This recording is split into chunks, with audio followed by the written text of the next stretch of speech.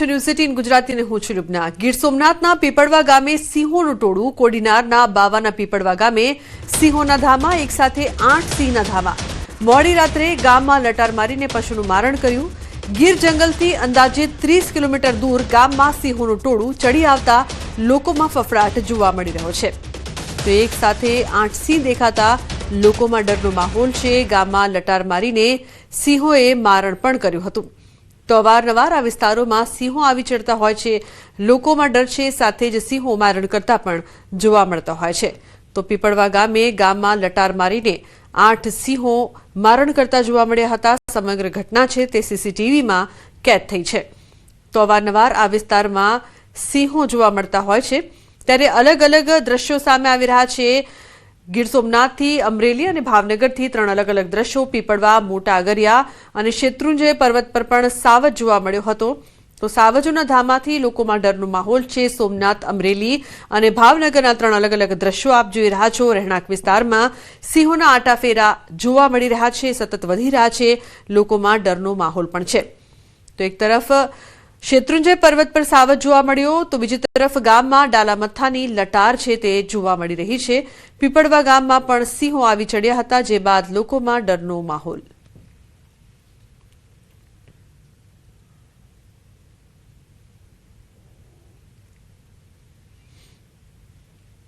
Iran અને Israel વચ્ચે સર્જાયેલ યુદ્ધ જેવી પરિસ્થિતિની સીધી અસર સુરતના ટેક્સટાઇલ ઉદ્યોગ પર પડી શકે છે। ચેમ્બર ઓફ કોમર્સના ઉપપ્રમુખ અશોક જીરાવાલાએ જણાવ્યું કે જો યુદ્ધ લાંબા સમય સુધી ચાલશે તો ટેક્સટાઇલ ઉદ્યોગને 100% જેટલું મોટું નુકસાન થવાની સંભાવના છે।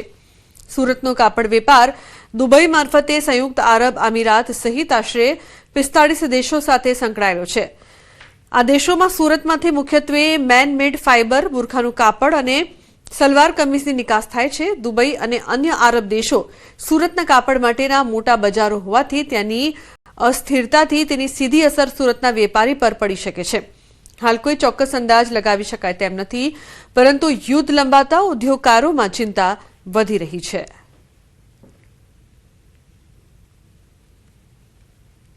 અમે કોઈ અંદાજ માંડી શકતા નથી, પણ જો આ યુદ્ધ લાંબુ ચાલશે તો 100% ટેક્સટાઇલ ઉદ્યોગને મોટું નુકસાન થવાનું છે। કારણ કે વાયા દુબઈ આપણે બધો જ વેપાર અરબ અમીરાતમાં 45 દેશો સાથે કરી રહ્યા છીએ। હું માનું છું કે મોટું માર્કેટ જે આપણું છે એ દુબઈ પણ છે ને અરબ અમીરાત પણ છે, અને લઈને જો યુદ્ધ લાંબુ ચાલે તો બહુ મોટું નુકસાન થાય। તો જે પ્રકારથી જો યુદ્ધ લાંબુ ચાલશે તો મોટું નુકસાન થશે। સુરતમાં પણ તેની અસર થઈ રહી છે, જે પ્રકારથી વેપારીઓનું માનવું છે। મહાયુદ્ધની દુનિયા પર અસર શરૂ થઈ ગઈ છે। ક્રૂડ ઓઇલના ભાવમાં ભડકો।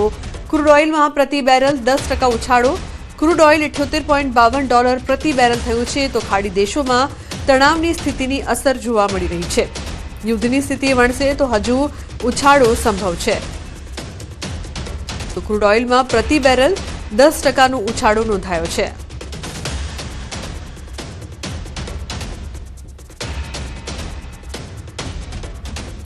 બીજી તરફ સુરતના જ્વેલરી વેપારીઓ માટે હાલ પરિસ્થિતિ ચિંતાજનક બની છે। યુદ્ધની અસરના કારણે ખાડી દેશો અને ઇઝરાયલમાં થતા લગભગ 30% એક્સપોર્ટ પર માઠી અસર થવાની ભીતિ ઊભી થઈ છે। એર કાર્ગો સ્પેસ બંધ થતા પાર્સલ અને કન્ટેનર અટવાઈ ગયા છે, જ્યારે ખાડી દેશમાં ગયેલા કેટલાક વેપારીઓ પણ ફસાઈ ગયા હોવાનું જાણવા મળે છે। ટેરિફ ઘટતા વેપારીઓ ખુશ હતા, પરંતુ યુદ્ધના ગ્રહણના કારણે હવે એક્સપોર્ટ ક્યારે ફરી શરૂ થશે તે અંગે અનિશ્ચિતતા છવાઈ છે।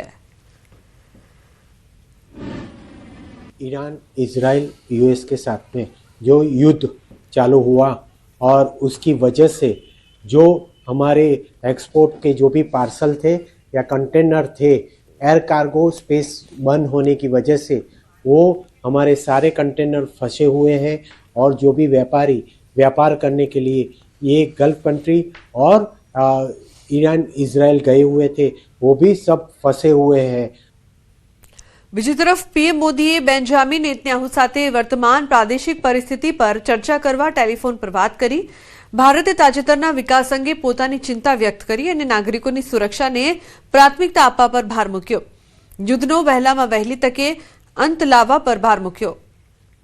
મિડલ ઈસ્ટમાં યુદ્ધની સ્થિતિ વચ્ચે પીએમ મોદીએ સોશિયલ મીડિયા પ્લેટફોર્મ એક્સ પર પોસ્ટ કરી હતી. પોસ્ટમાં ઈરાને યુએઈ પર કરેલા હુમલાની નિંદા કરી. હુમલાઓમાં થયેલી જાનહાનિ પર શોક વ્યક્ત કર્યો. તેમણે પોસ્ટમાં લખ્યું કે યુએઈના રાષ્ટ્રપતિ મારા ભાઈ શેખ મોહમ્મદ બિન ઝાયદ અલ નાહયાન સાથે વાત કરી. યુએઈમાં રહેતા ભારતીયોની સંભાળ રાખવા બદલ તેમનો આભાર માન્યો. આ મુશ્કેલ સમયમાં ભારત યુએઈ સાથે એકતામાં ઊભું છે. અમે તણાવ ઓછો કરવા પ્રાદેશિક શાંતિ, સુરક્ષા અને સ્થિરતાને સમર્થન આપીએ છીએ.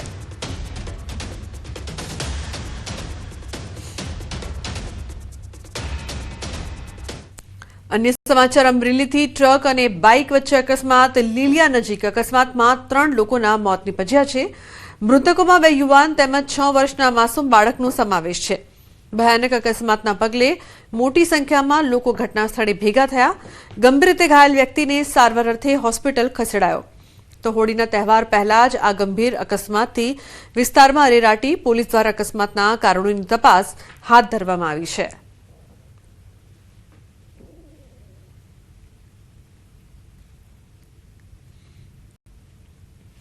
સુરતમાં બીઆરટીએસ રૂટમાં દોડતા બેફામ વાહનો. ખાનગી વાહનોનો બીઆરટીએસ રૂટમાં અકસ્માત. બીઆરટીએસ રૂટમાં ઘૂસેલા ટેમ્પોએ અકસ્માત સર્જ્યો છે. ટેમ્પો બીઆરટીએસ બસ સાથે ધડાકાભેર અથડાયો. તો ખાનગી વાહનોનો બીઆરટીએસ રૂટમાં અકસ્માત. અકસ્માતની વધતી ઘટના. બીઆરટીએસ રૂટમાં ઘૂસેલા ટેમ્પોએ અકસ્માત સર્જ્યો.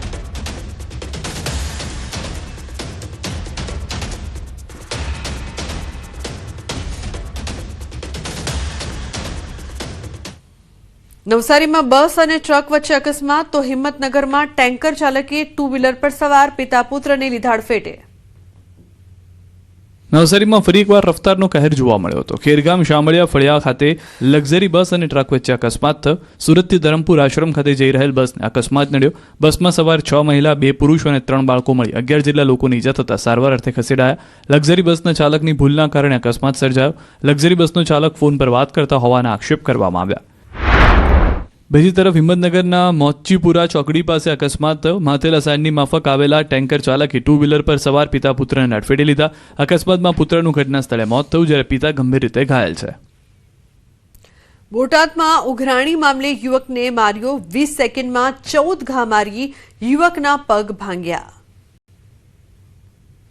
એક યુવક પર 4 શખ્સો લાકડીઓ લઈને રીતસર તૂટી પડ્યા. એક પછી એક પ્રહાર કર્યા. માત્ર 20 સેકન્ડમાં યુવકને લાકડીના 14 ઘા ઝીકીને અધમોવો કરી નાખ્યો. ઘટના બોટાદના લાખણકા ગામની છે, જ્યાં પશુ આહારનો વેપાર કરતા દુકાનદાર યુવકે ઉધારીના માલના રૂપિયા માંગતા આરોપીઓ ઉશ્કેરાયા અને યુવકને દોડાવીને માર માર્યો. ગઢડા પોલીસે ફરિયાદના આધારે 8 શખ્સો વિરુદ્ધ ફરિયાદ કરી અને તપાસ શરૂ કરી છે. 7 આરોપીઓને પકડી પાડ્યા અને ગામ વચ્ચે રિકન્સ્ટ્રક્શન કર્યું. આરોપીઓનું સરઘસ કાઢી કાયદાનું પણ ભાન કરાવ્યું. વડોદરામાં એક્સ આર્મી મેને હવામાં ફાયરિંગ કર્યું.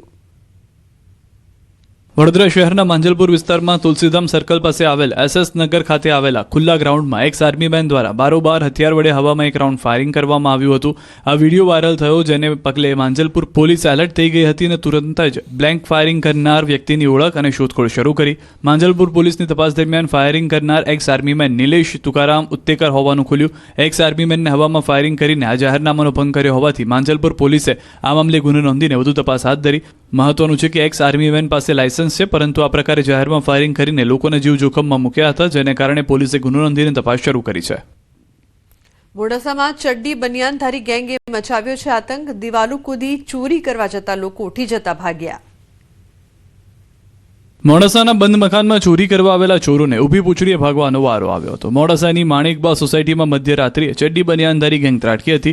ટોળકીએ રહેણાંક મકાનોનો ગેટ કૂદી ઘરમાં પ્રવેશ કર્યો. ઘરમાં પ્રવેશ કરી ચોરી કરવાનો પ્રયાસ કરે તે પહેલા સોસાયટીના રહીશો જાગી જતા ચોરો ઊભી પૂંછડીએ ભાગ્યા.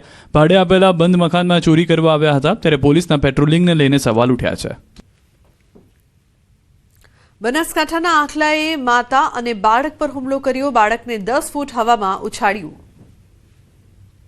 મહિલા તેના બાળક સાથે ચાલીને જઈ રહી હતી, ત્યારે જ રોડની સાઈડમાં ઉભેલો આંખલો અચાનક વિફર્યો.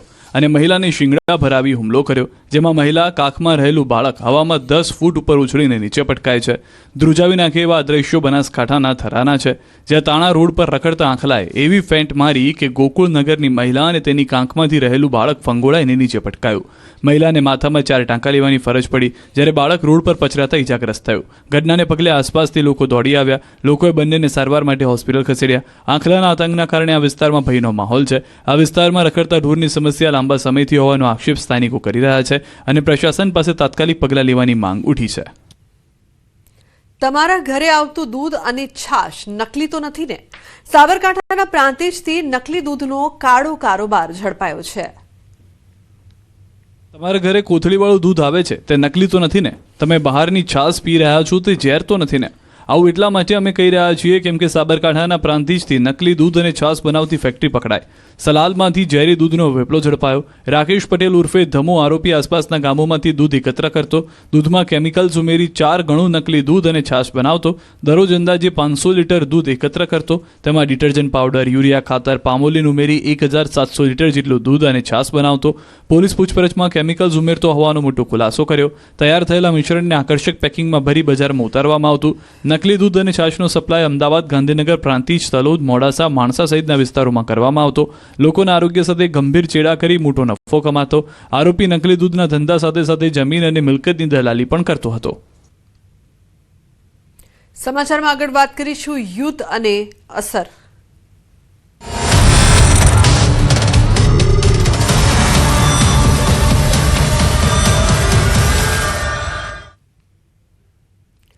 ખાડી દેશોમાં થઈ રહેલા યુદ્ધની વચ્ચે સવાલ એ છે કે શું આ યુદ્ધની વૈશ્વિક અસરો આપણા ખિસ્સા પર થશે? ઘણા નિષ્ણાતોના મતે જો યુદ્ધ લાંબુ ચાલ્યું તો મોંઘવારી વધશે. હવે એ સમજીએ કે આખરે આ યુદ્ધની અસર આયાત નિકાસના માળખા પર કેવી રીતે પડશે. ભારત તેની કાચા તેલની જે જરૂરિયાત છે તેને લઈને મોંઘવારીનો ખતરો છે તે સતત વધી રહ્યો છે. હવે એ જાણવાનો પ્રયાસ કરી કે કઈ રીતે તેની અસર જોવા મળશે તમારા ખિસ્સા પર. આયાત નિકાસના માળખા પર તેની ખૂબ જ માઠી અસર થશે, કારણ કે ભારત 85% કાચું તેલ આયાત કરે છે, એટલે સ્વાભાવિક છે તેની અસર જોવા મળે.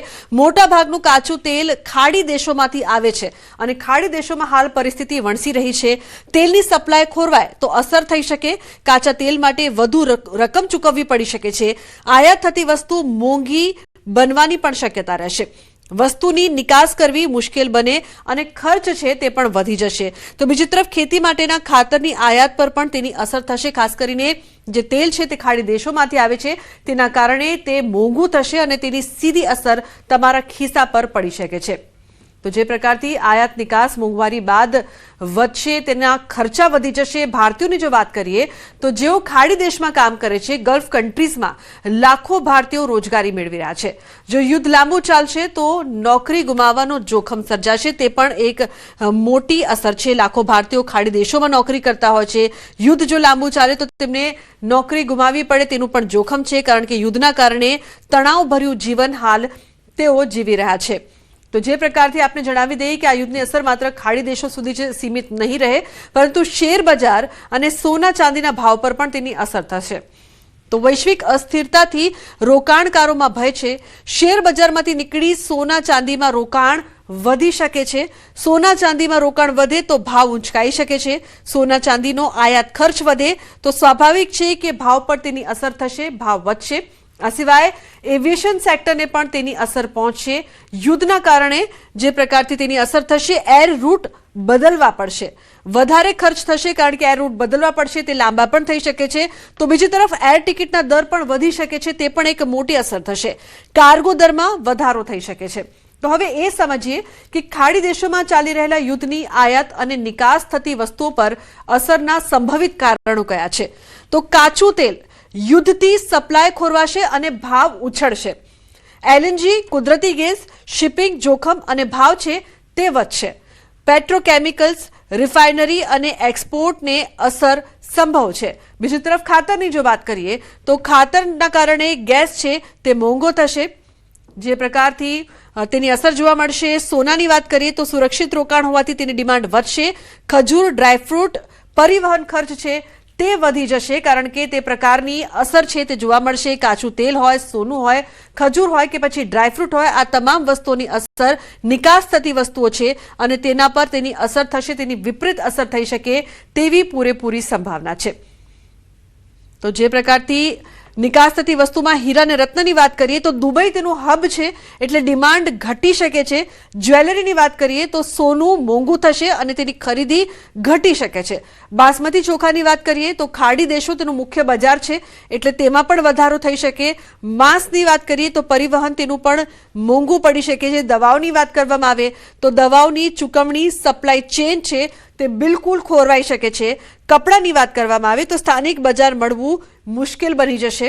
બીજી તરફ એન્જિનિયરિંગ માલની જો વાત કરવામાં આવે તો વિવિધ પ્રોજેક્ટનું કામ છે તે અટકી શકે છે અને કહી શકાય કે જે પ્રકારથી તેની અસર છે તે વધુમાં વધુ જોવા મળશે. વસ્તુઓ મોંઘી થશે, ટ્રાન્સપોર્ટેશન મોંઘું થશે. તો સમાચારનો પ્રવાહ યથાવત રહેશે. હાલ રોકાઈશું એક બ્રેક માટે. આપ જોતા રહો ન્યૂઝ 18 ગુજરાતી.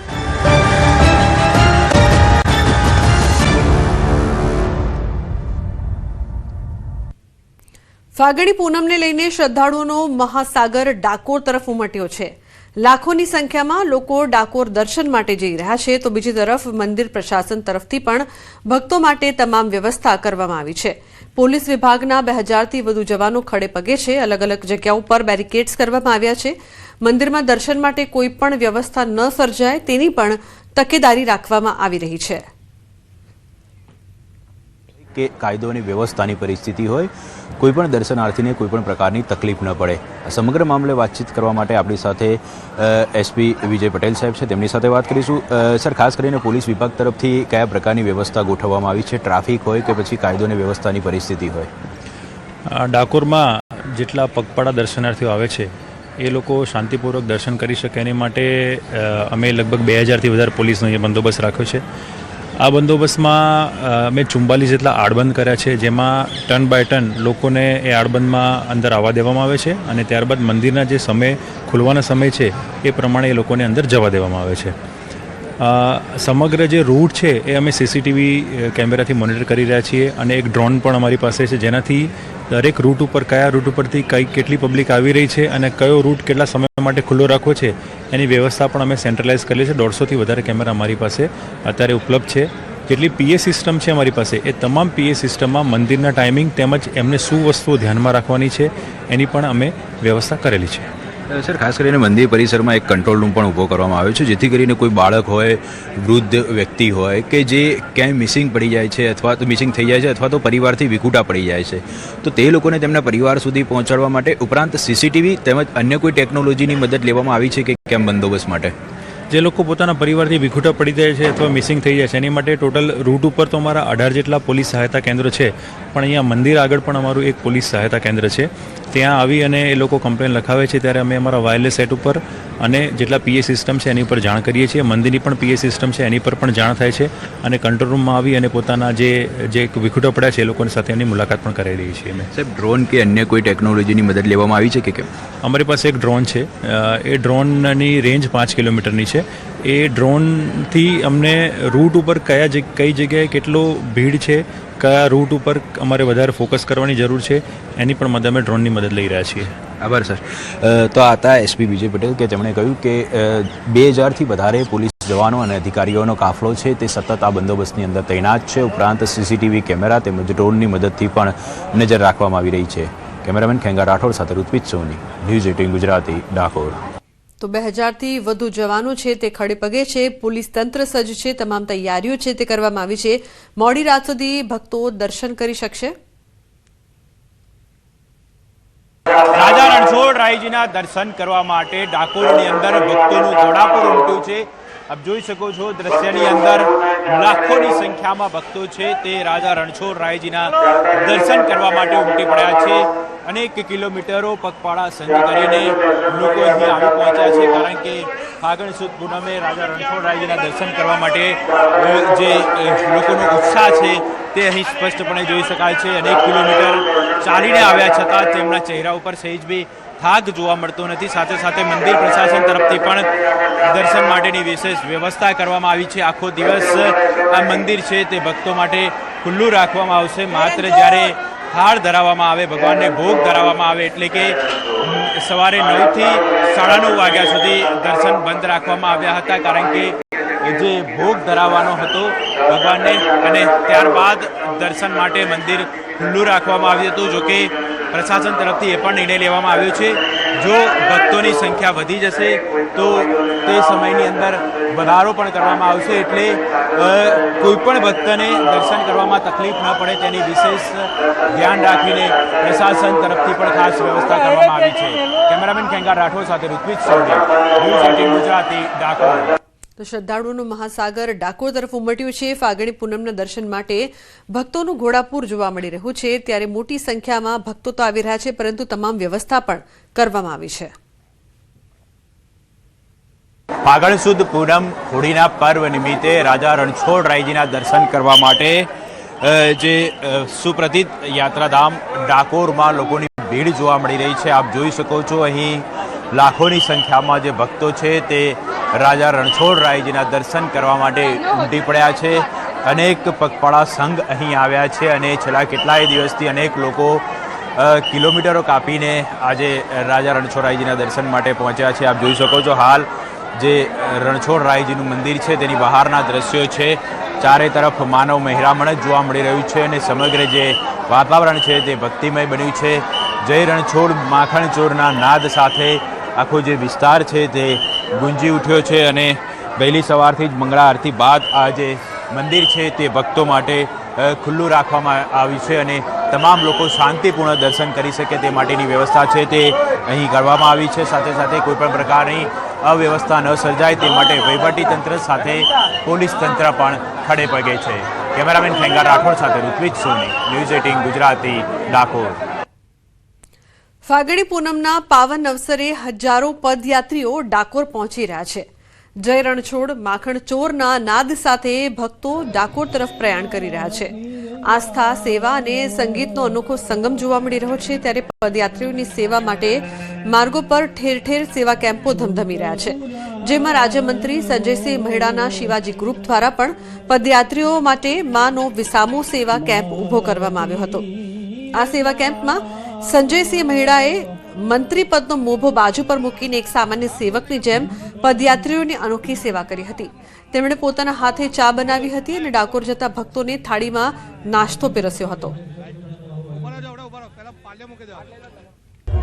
રાજાધિરાજ રાજા રણછોડજીના ફાગણી પૂનમના નિમિત્તે સૌ પગપાળા જનારા ભક્તોને હું હાર્દિક શુભકામનાઓ પાઠવું છું. જે પદયાત્રીઓ જાય છે એમાં મારા શિવાજી ફાઉન્ડેશન, મારી શિવાજી ટીમ જે 3 દિવસથી રાત દિવસ મહેનત કરી અને જે પદયાત્રીઓ જાય છે એમની સેવા માટે તત્પર રહી છે. તો બુલેટિનમાં હાલ બસ આટલું જ. તમામ મહત્વપૂર્ણ સમાચાર માટે આપ જોતા રહો ન્યૂઝ 18 ગુજરાતી. નમસ્કાર.